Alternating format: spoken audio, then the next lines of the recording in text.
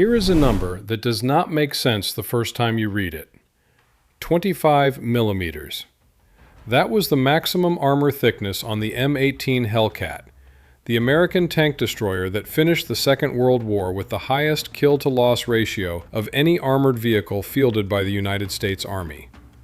25 millimeters of steel at its thickest point. For comparison, the M4 Sherman, the tank that every American tanker who ever complained about being under-armored was riding in, had frontal armor between 51 and 76 millimeters, depending on the variant. The German Panther, the tank that the Hellcat was specifically designed to destroy, had 80 millimeters of sloped frontal armor that defeated most Allied weapons at standard combat ranges. The Hellcat had less armor than a Sherman, significantly less. The kind of less that, on paper, looks like a design error, like the engineers forgot to add the second layer, or the procurement office cut the steel budget, or someone in the chain of command confused millimeters with inches. It was not an error. The 25 millimeters was a deliberate choice, the specific, calculated, intentional result of a design philosophy that said the following: armor is a passive defense, and passive defenses are inferior to active ones. A vehicle that survives by being hit and not penetrated is a vehicle whose survival depends entirely on whether the enemy's weapon can defeat its armor. A vehicle that survives by not being there when the enemy fires is a vehicle whose survival depends on something it can control.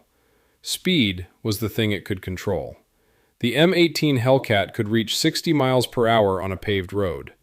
Not in ideal test conditions, in combat conditions, on the roads of France and Germany and Belgium, where American armored units actually operated.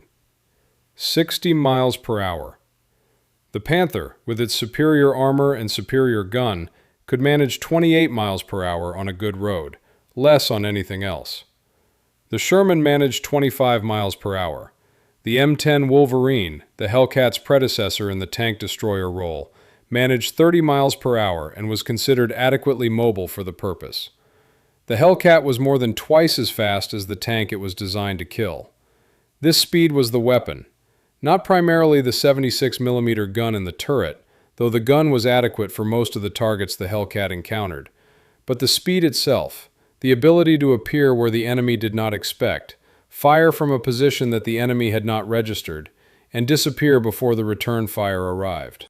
The Hellcat's doctrine, the tactical concept that explained why the vehicle existed in the form it existed, was built around the understanding that a tank destroyer's primary survival mechanism was not its armor, but its ability to choose when and where it was in the fight. An armored vehicle that could not be caught was more survivable than an armored vehicle that could not be penetrated. This was the argument. It was not universally accepted either before or after the war. Critics noted that 60 miles per hour on a road became something much less in the fields and forests where armored combat actually occurred, that an open-top turret left the crew exposed to artillery fragments and infantry grenades in exactly the close-range fighting that the Hellcat's doctrine said it would avoid, that the 76mm gun was insufficient against the frontal armor of the Panthers and Tigers that appeared in increasing numbers through 1944 and 1945. The critics were not wrong about any of these observations. A Hellcat moving across a plowed field in rain did not reach 60 miles per hour. A Hellcat crew fighting in the Hurtgen Forest found that repositioning before the return fire arrived was more easily stated in doctrine than executed among the trees. A Hellcat gunner who found himself facing a Panther at standard combat ranges from the front was in a fight he had not been designed to win. But the critics were measuring the Hellcat against a standard it had not been designed to meet. The Hellcat had not been designed to fight Panthers and Tigers from the front in a straight exchange of fire. It had been designed to appear on their flanks and rears, where the armor was thin enough for the 76mm gun to penetrate, and to reach those flanks and rears before the Panther's turret could traverse fast enough to engage it. Whether this design philosophy was correct, whether the Hellcat was the right answer to the problem of German armor, is a question that military historians have argued about since 1945. The kill ratio has its own answer. The M18 Hellcat finished the war as the most effective American armored vehicle by the measurement that mattered most in the specific business of destroying enemy tanks: the ratio of enemy vehicles destroyed to friendly vehicles lost. Every other American tank or tank destroyer, the Sherman in its various forms, the M10 Wolverine, the M36 Jackson, had a lower ratio than the Hellcat across the European campaign. A vehicle with less armor than a car door, built by the company that made Buick sedans, had outperformed everything else America sent to fight German armor. The number that explained this was not 25 millimeters, it was 60 miles per hour. Chapter 2. The Failure That Created the Hellcat. In November 1942, American tank destroyer units entered combat for the first time in the North African theater. The vehicles they were driving were not the Hellcat. They were the M6 gun motor carriage, a 37mm anti-tank gun mounted on a modified 3/4-ton truck, and the M3 gun motor carriage, which placed a 75mm gun on a half-track. Both vehicles reflected the Army's initial thinking about the tank destroyer concept. Fast, mobile, lightly armored, capable of moving quickly to threaten sectors and engaging enemy armor before it could break through the line. The thinking was correct in principle. The execution was inadequate in practice. The M6's 37mm gun was insufficient against German armor by 1942. The Panzer III and Panzer IV that constituted the bulk of the Afrika Korps' tank strength required larger calibers at standard engagement ranges than the 37mm could reliably provide. A 37mm round striking the frontal armor of a Panzer IV at 200 yards had a marginal chance of penetration that declined rapidly as range increased. The men operating these vehicles knew this. They had known it since training when the ballistics tables made the inadequacy clear. Knowing it in training and experiencing it in combat, with the specific confirmation of watching your rounds strike German tanks and bounce, were different experiences. The M3 half-track 75mm gun was more effective, but suffered from the vehicle's fundamental limitation. A half-track was not an armored fighting vehicle in any meaningful sense. The sides and rear were open. The cab offered minimal protection. A half-track that exposed itself to engage a German tank was a half-track that was accepting risks that a tracked armored vehicle with real armor could absorb. The first major test of the tank destroyer concept in American hands came at Kasserine Pass in February 1943. The German armor that came through the pass, coordinated by Rommel, the most skilled armored commander Germany had produced, was not stopped by American anti-tank forces. It pushed through American positions, overran the tank destroyer units that attempted to engage it, and was eventually halted by a combination of British armor, American artillery, and terrain that channeled the German advance into defensible positions. The tank destroyer units that were supposed to be the first line of defense against armored breakthrough had not performed the role their doctrine assigned them. The equipment was wrong. The tactics were partially wrong. The doctrine that said speed and mobility could compensate for firepower and protection had been tested and found wanting in the specific conditions of North African armored combat. The Army absorbed the lesson and began the search for a better vehicle. Lieutenant General Leslie McNair, who commanded Army ground forces and was the primary architect of the tank destroyer concept, remained convinced that the concept itself was sound. The problem in North Africa had been equipment rather than concept. The specialized, fast, mobile anti-tank unit was the correct organizational answer to the threat of German armored breakthrough. But that unit needed better vehicles designed specifically for the role rather than improvised from trucks and half-tracks. The M10 Wolverine was the first serious attempt. It used the chassis of the M4 Sherman, a decision that guaranteed mechanical reliability and parts compatibility with the Army's most widely deployed vehicle, and mounted a 3-inch gun in an open-topped rotating turret. The 3-inch gun was a meaningful improvement over anything the half-tracks had carried, capable of defeating most German armor at standard combat ranges in 1943. The M10 was heavier than anything McNair's doctrine had anticipated, but it worked, which was more than could be said for the M6 and M3. Major General Andrew Bruce, commanding the Tank Destroyer Command, studied the M10's performance and reached a conclusion that shaped everything that followed.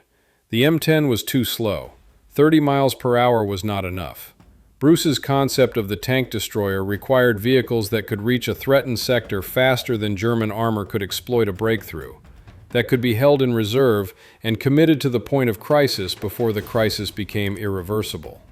The doctrine assumed that the tank destroyers would arrive in time, and arriving in time meant moving faster than the German armor they were responding to. A Panther could move at 28 miles per hour.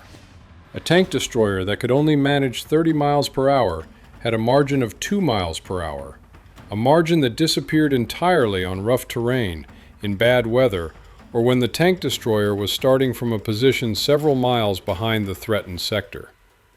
2 miles per hour was not a doctrine, it was a hope. Bruce wanted 50 miles per hour. He wanted a vehicle that could reach the point of crisis faster than the crisis was developing, that could be positioned 10 or 15 miles behind the front and still arrive before German armor could consolidate a breakthrough into a rupture. 50 miles per hour in a tracked armored vehicle was not achievable by adding a larger engine to an existing design. It required starting from different premises entirely. The requirement specification that Bruce's office submitted to the Ordnance Department in late 1941 set out those premises explicitly. The vehicle had to achieve road speeds unprecedented in tracked armored vehicle design. It had to carry a gun capable of defeating the German armor currently in service, and it had to be achievable with the manufacturing capacity and materials available. The weight ceiling that met these requirements simultaneously was so low that conventional armor protection was simply not compatible with it. The specification produced, after a series of prototypes and revisions that consumed most of 1942, the T-70, the vehicle that would become the M18 Hellcat. The name came from Buick. The engineers at Buick's motor division in Flint, Michigan, who were given the development contract, had a tradition of naming their prototypes, and when the T-70 demonstrated its 60-mile-per-hour capability in testing, someone in the Flint facility applied the name that stuck. Hellcat, a word that meant something fast, mean, and difficult to catch. The name was accurate. The vehicle that Buick's engineers had built was all three. Chapter 3. Buick Builds a Weapon. The Buick Motor Division of General Motors had been building automobiles in Flint, Michigan since 1904. By 1943, it was building the fastest tracked armored vehicle in the world. The transition from civilian to military production that the Buick plant underwent between 1941 and 1943 was, in its specific details, one of the cleaner demonstrations of the American industrial capacity that German planners had been underestimating since before the war. The machinery that had been stamping out Buick Roadmaster and Century bodies and assembling the straight-eight engines that made Buick's pre-war reputation was retooled for the T-70's hull and running gear. The workers who had spent years on the civilian line were trained on military specifications. The management processes that had been optimizing production of one of America's premium automobile brands were adapted for a vehicle that shared almost nothing with anything Buick had previously manufactured. The challenge the engineers faced was straightforward to state and difficult to solve. Achieve 60 miles per hour in a tracked vehicle that carried a 76mm gun and its crew of 5, while keeping total weight below 18 tons. The physics of the problem were unforgiving. Every pound of armor added was a pound of performance removed. Every additional inch of steel plate on the hull sides was an inch that had to be subtracted somewhere else if the weight target was to be met. The solution had three components. The first was the engine. The Wright R975 Radial, the same engine that powered the M4 Sherman, produced approximately 400 horsepower. In the Sherman, that engine moved 33 tons. In the T-70, it would move 17.5 tons, approximately half the weight. The power-to-weight ratio of the T-70 was thus roughly double that of the Sherman, and power-to-weight ratio is what acceleration and top speed are made of. The engineers did not need a more powerful engine. They needed less vehicle for the same engine to move. The second component was the suspension. The vertical volute spring suspension that the Sherman used was robust and well-proven but heavy. For the T-70, Buick's engineers adopted a torsion bar suspension, a system in which the wheel's motion was resisted by a long steel bar running laterally through the hull, twisting under load, and returning to its original position as the load was released. Torsion bar suspension was lighter than the HVSS and more consistent in its response across different terrain types, providing the vehicle with a ride quality that drivers described as remarkably smooth at high speed for a tracked vehicle. The third component was the transmission. The Torquematic automatic transmission that Buick had been developing for civilian automobiles was adapted for the T-70.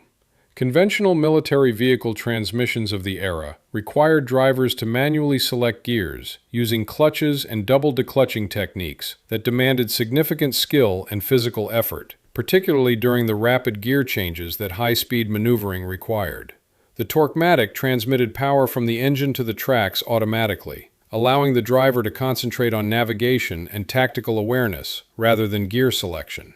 The combination of these three elements produced a vehicle that, in testing at Aberdeen Proving Ground in the spring of 1943, achieved the 60 miles per hour specification that Bruce had demanded. The test drivers who put the T-70 through its paces described the experience in terms that no one had previously used to describe a tracked armored vehicle. It was responsive. It was fast. It could be thrown into hard turns at speeds that would have shed the tracks on a Sherman. It stopped quickly and accelerated quickly, and could change direction faster than anything its size had any right to do. It was also, conspicuously, almost unarmored. The hull sides were 12.7 millimeters. The rear was 12.7 millimeters. The front was 25.4 millimeters, the maximum armor on the vehicle. A .50 caliber machine gun firing armor-piercing ammunition could penetrate the hull sides at moderate range. The standard German anti-tank rifle, which had been obsolete against conventional tanks since 1940, could theoretically penetrate the T-70's thinner plates. The open turret, the design feature that drew the most comment from everyone who saw the vehicle for the first time, was a consequence of the weight ceiling and a reflection of the doctrine. An enclosed turret added weight. An open turret saved weight. And in the doctrine's terms, a vehicle that was never in one place long enough to be accurately targeted did not need overhead protection because the primary threats to open turret crews, artillery airburst fragments and direct small arms fire, were threats that a correctly employed tank destroyer would avoid by constant movement. The crews who would eventually take the T-70 into combat were given this reasoning when they trained on the vehicle. Whether they found it convincing is difficult to establish from the documentary record. What the record shows is that they learned the vehicle, mastered its capabilities, and developed the tactical proficiency that made the Hellcats' kill ratio possible. The T-70 was standardized as the M18 in March 1944. Production continued until October 1944, when the Army's determination that 2,507 vehicles were sufficient for the planned operations ended the Buick contract. The last M18 rolled off the Flint line 4 months before the war in Europe ended. It was the fastest tracked armored vehicle of the Second World War. That record would stand until the M1 Abrams entered service in 1980, 36 years later. Chapter 4. Arracourt, 7 against 200. On the morning of September 19, 1944, a dense fog settled over the countryside near the small town of Arracourt in the Lorraine region of northeastern France. The fog was, for the German forces advancing on Arracourt that morning, an expected advantage. The Panther tanks of the 113th Panzer Brigade were moving through terrain that Allied air power had made dangerous during daylight hours. The fighter bombers of the 19th Tactical Air Command had been attacking German armor columns throughout the summer's fighting, and the Panzer Brigade's commanders had learned to move at night or under cover of weather. The fog that reduced visibility to a few dozen yards also grounded the fighter bombers. Under the fog, the German column moved with the confidence of men who expected their superior armor and firepower to be decisive once contact was made. The Americans at Arracourt were elements of Patton's Third Army, specifically the 4th Armored Division, which had been one of the leading formations in the summer's pursuit across France, and was now consolidating positions in Lorraine, while waiting for the fuel shortage that had stopped Patton's advance to be resolved. The division was experienced, well-led, and aware that German forces were pressing from the east as Germany attempted to slow the Allied advance before it reached the West Wall fortifications on the German border. The 704th Tank Destroyer Battalion, equipped with M18 Hellcats, was attached to the 4th Armored for the Lorraine operation. Lieutenant Edwin Leeper commanded B Company of the 704th. On the morning of the 19th, his Hellcats were positioned on a ridge that gave them a commanding view, in normal conditions, of the road network through which any German advance on Arracourt would have to pass. In the fog, the commanding view was reduced to the dozen or so yards that the visibility allowed. Leeper positioned his vehicles on the reverse slopes of the ridge, hull down, with instructions to hold fire until contact was certain. The contact came at approximately 0620. Leeper spotted the muzzle of a Panther through the fog at a range that subsequent analysis estimated at approximately 150 to 200 yards. At that range, in those conditions, the encounter was nearly simultaneous. The Panther's crew became aware of the Hellcat at approximately the moment that Leeper identified the Panther. The difference was that Leeper had been waiting, in position, with his gun traversed toward the approach route. The Panther's crew was moving, their attention divided between navigation and observation, not yet in the specific state of readiness that comes from knowing contact is imminent. Leeper fired first. The 76mm round struck the Panther's side armor.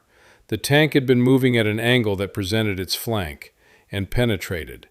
The Panther brewed up immediately, the ammunition cooking off in a series of secondary explosions that lit the fog from inside and created a column of flame and smoke visible for several hundred yards in every direction. In the fog, the burning Panther was simultaneously a marker of the German column's position and an obstacle to the column's visibility, the flames and smoke adding to the existing conditions to reduce the German crew's ability to see and engage what had hit them. Leeper moved his Hellcat immediately. He repositioned 30 yards to the left, found a new hull-down position behind a fold in the ground, and waited.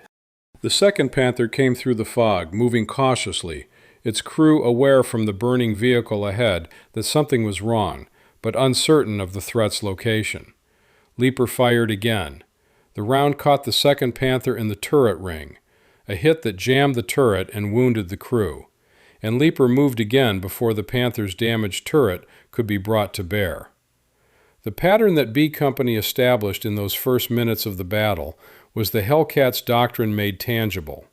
Fire from a position the enemy has not located. Move before the return fire can be aimed.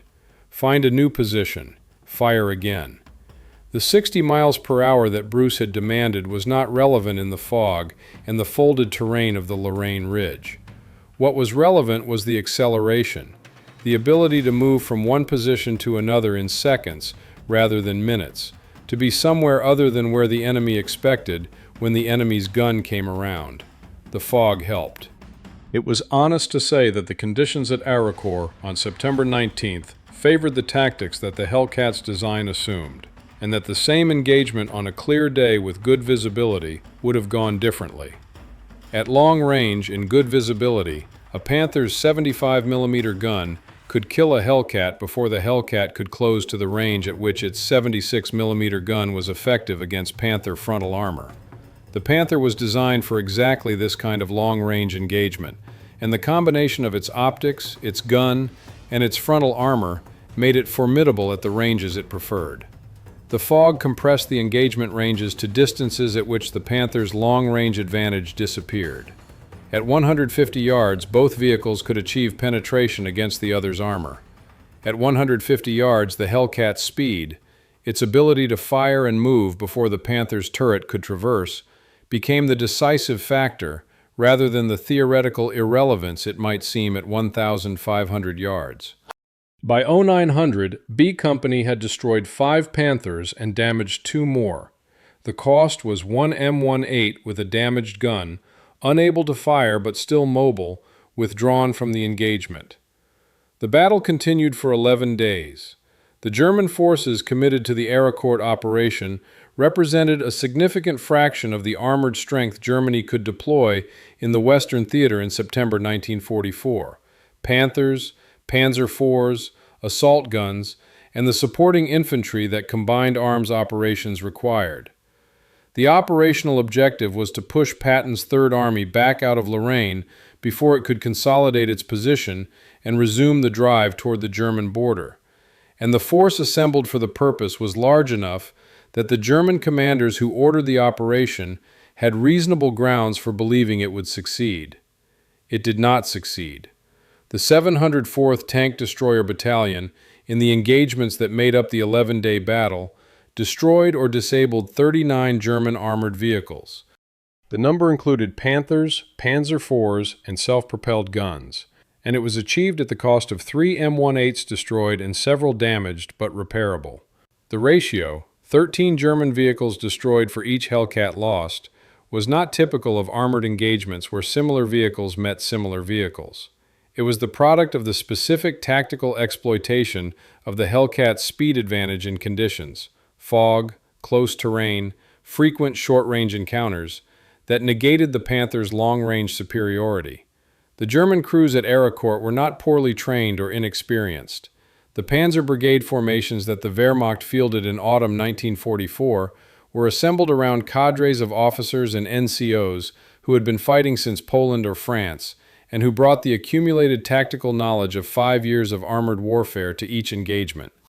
They were operating equipment that was objectively superior to the M18 in firepower and protection, and they had numerical superiority throughout most of the battle. They lost to vehicles with armor thinner than an automobile door because those vehicles moved faster than the tactical situation could account for. Chapter 5. Bastogne, Christmas Day. On December 16, 1944, the German army launched its last major offensive on the Western Front. The Ardennes Offensive, the Battle of the Bulge in American terminology, sent 28 German divisions through the Ardennes forest along a front where 4 understrength American divisions were holding 80 miles of line. The offensive's strategic objective was Antwerp, the port through which the majority of Allied supplies were flowing. Its operational mechanism was the kind of fast-moving armored penetration that the German military had executed in France in 1940, and that, with adequate fuel and acceptable weather, could still split the Allied line and create the crisis that Hitler believed would force a negotiated peace. The 705th Tank Destroyer Battalion, equipped with M18 Hellcats, was operating with Patton's Third Army in the Moselle sector when the German offensive began. Lieutenant Colonel Clifford Templeton, commanding the 705th, received orders on the evening of December 18th to move his battalion south and report to 8th Corps at Bastogne. The order came 2 days after the German offensive had opened, at a point when the scale of the German effort was becoming clear, and when the key road junction at Bastogne, a town where 7 major roads converged in the southern Ardennes, had become the critical point of the American defensive response. Bastogne had to be held. If the Germans captured it, their armored columns could use the road network through it to move freely through the southern Ardennes, bypassing the American forces trying to contain them and reaching the Meuse River, the first major terrain obstacle between the German attack and Antwerp on the timeline the German plan required. The 101st Airborne Division had been rushed to Bastogne by truck from its rest area near Reims, arriving on the night of December 18th and immediately beginning to organize the defense of the road junction. The 101st was an elite formation, experienced and well led, but it was a light infantry division, trained and equipped for airborne operations that prioritized mobility over firepower, and without the organic anti-tank assets that a division facing armored attack in defensive positions required. The 705th's M18s arrived in Bastogne late on the night of December 19th, after a drive through roads that were already threatened by German armored columns moving through the Ardennes. Templeton detached platoons to hold critical positions along the routes into the perimeter and integrated the remainder of his battalion into the 101st's defensive plan, distributing the Hellcats around the perimeter in hull-down positions that used the terrain to compensate for the vehicle's thin armor. Hull down was the standard Hellcat defensive posture, the vehicle positioned behind a rise or bank with only the turret exposed, the hull protected by the earth itself. In the Ardennes winter, with frozen ground that made digging difficult and snow that was simultaneously useful for camouflage and a betrayal of vehicle tracks and positions, the 705th's crews worked through the nights of December 20th and 21st, preparing positions they intended to hold until Patton's relief force arrived. The weather closed in on December 20th. The fog and overcast that settled over the Ardennes for the next 3 days grounded Allied air power, removing the close air support that American ground forces had relied on throughout the summer and fall campaigns. Without air support, without the artillery ammunition that had not arrived before the encirclement closed, and without the reinforcements that the road network was now cut off from providing, the 101st and its attached units, including the 705th, prepared for the German assault that the movement of enemy armor around the perimeter made clearly imminent. The weather cleared on December 23rd.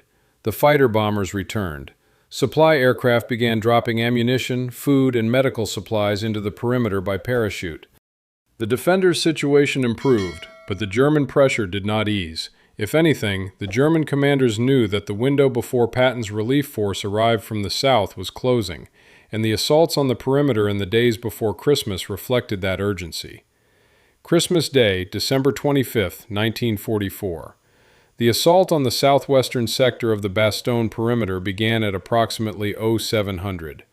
German forces from the 15th Panzer Grenadier Division, supported by Panzer Mark IVs with infantry riding on the hull, drove toward the positions held by the 327th Glider Infantry Regiment, a unit that had been fighting continuously since December 19th and was running short of the ammunition that sustained defensive combat required.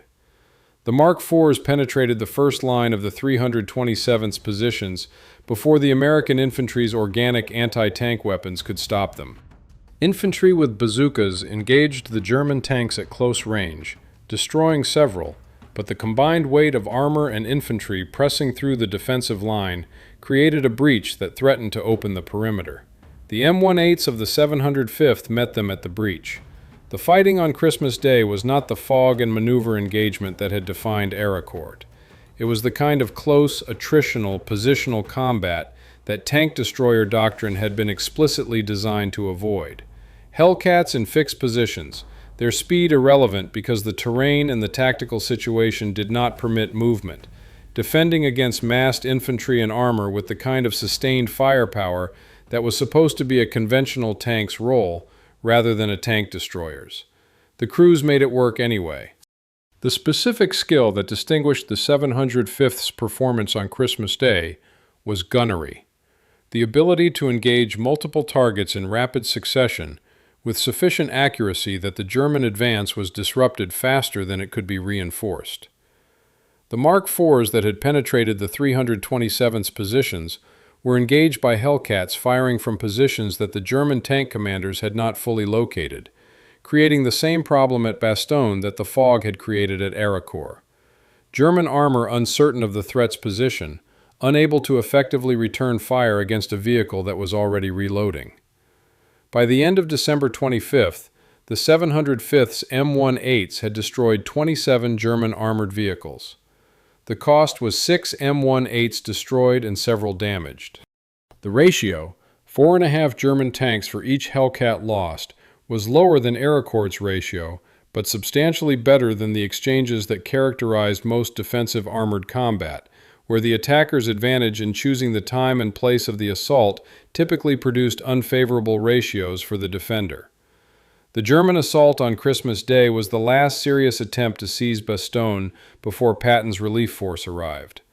The 4th Armored Division broke through the German encirclement on December 26th, opening a corridor that the 705th's Hellcats had helped make necessary by holding the perimeter for 7 days in conditions that should have broken it.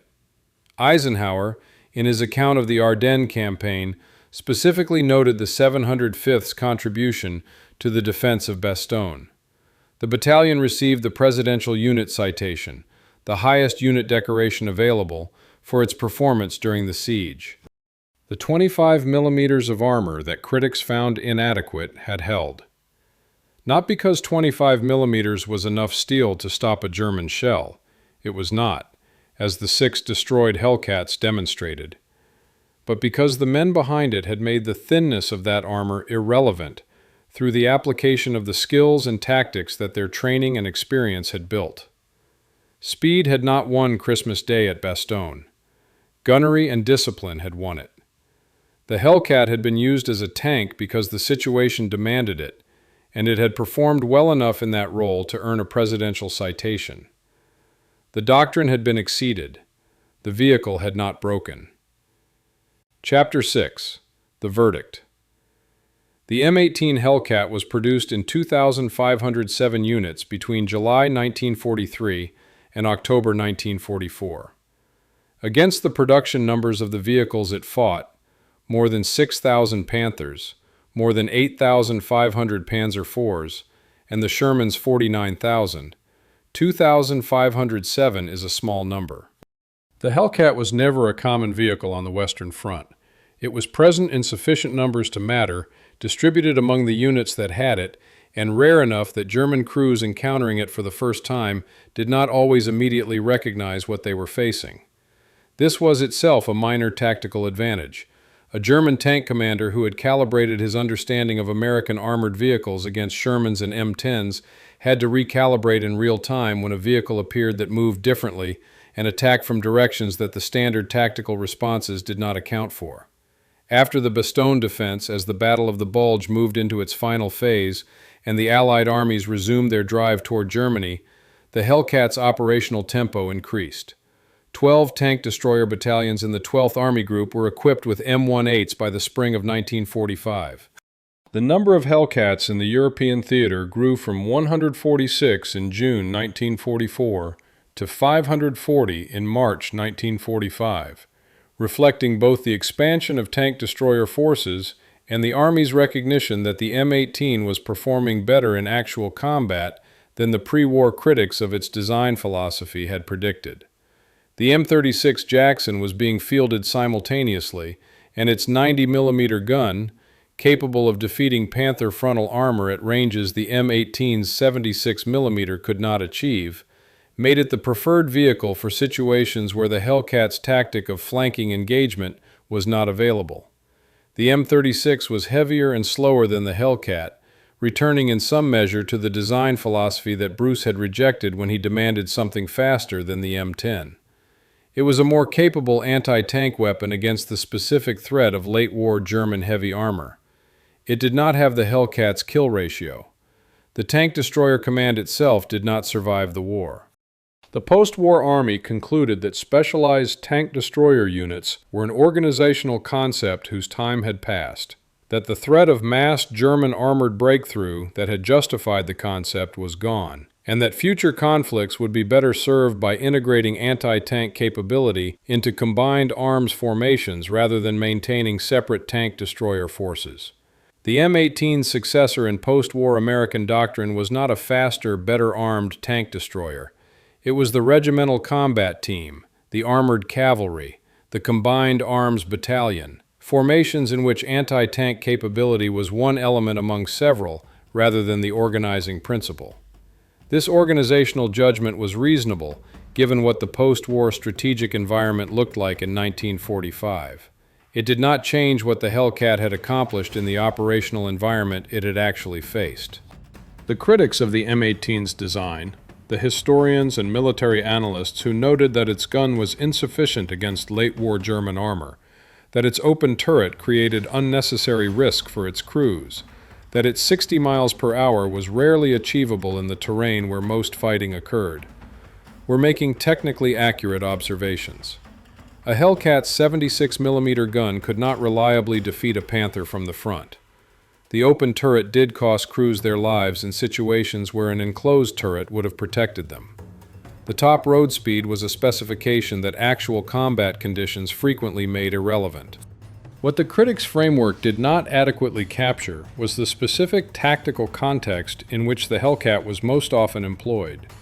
Not the set-piece engagement at optimum ranges that the technical specifications assumed, but the close, confused, fast-moving fighting in which the ability to appear from an unexpected direction, fire before the enemy could respond, and move before the return fire arrived, was the decisive tactical quality.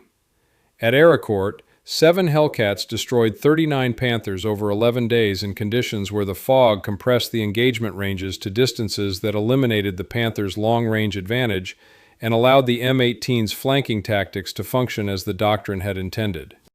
At Bastogne, the 705th held the perimeter against armored assault for 7 days, destroying 27 tanks on Christmas Day alone, in fighting that was nothing like what the Hellcats' doctrine had planned for, and in which the vehicle's thin armor was exposed to exactly the sustained fire that its designers had tried to avoid. Both results were products of the same underlying quality: a vehicle that was fast enough to be somewhere unexpected, with a gun adequate for most of what it actually encountered, operated by men who had been trained in the specific skills that the vehicle's design philosophy required. The kill ratio was the summary of all of this. More enemy armor destroyed per vehicle lost than any other American armored vehicle in the European theater. The number accumulated across the full spectrum of European combat, the fog and maneuver fights that the doctrine anticipated, the static defensive battles that the doctrine had not prepared for, the close terrain engagements in Hurtgen and the Rhineland where neither speed nor maneuver was fully available. After the war, the Hellcat served in the armies of West Germany, Taiwan, South Korea, and Yugoslavia. The vehicle that had been built to destroy German armor was operated for decades by the Germans themselves, as part of the NATO alliance that replaced the wartime coalition. The Yugoslav army kept M18s in service until the 1990s, 50 years after Buick's engineers in Flint built the first one. The speed record stood until 1980, when the M1 Abrams entered service with a turbine engine that finally exceeded what the R975 had achieved in 17.5 tons. Everything in between was the Hellcats era. 25 millimeters of armor, 60 miles per hour. The thesis that the second made the first sufficient was tested at Arracourt in September, and at Bastogne in December, and in 100 smaller engagements from Italy to the Rhine. The record that resulted is not the record of a perfect vehicle or a perfect doctrine. It is the record of a specific answer to a specific problem, built by an automobile company in Michigan, operated by men who learned to make its limitations irrelevant, and measured by the only metric that armored combat ultimately produces: the ratio. The Hellcats ratio was the highest of the war. The number that explained it was not 25 millimeters. It was 60 miles per hour, and what 60 miles per hour meant when the man behind the gun understood how to use it.